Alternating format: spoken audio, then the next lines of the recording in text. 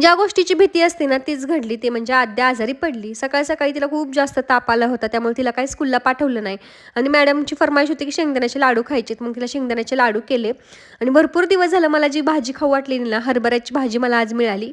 मग दुपारी मस्त अशी गरम-गरम भाकरी टाकली आणि भाजीसोबत खाल्ली. आद्याला सुद्धा पहिल्यांदाच खाल्ली भाजी.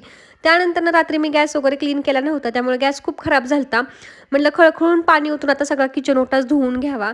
मग छान असं गॅस वगैरे घासून घेतलं, किचन ओटा वगैरे घासून घेतला. छान खळखळून पाणी ओतलं आणि मस्त किचन ओटा क्लीन करून घेतला.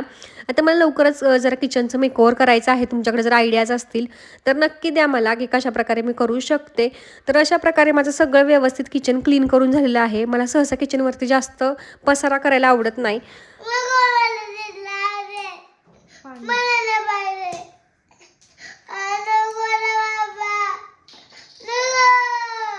मला वाटतंय की औषध पाजतानाची अशी मेहनत तुम्हाला सुद्धा करावी लागत असेल.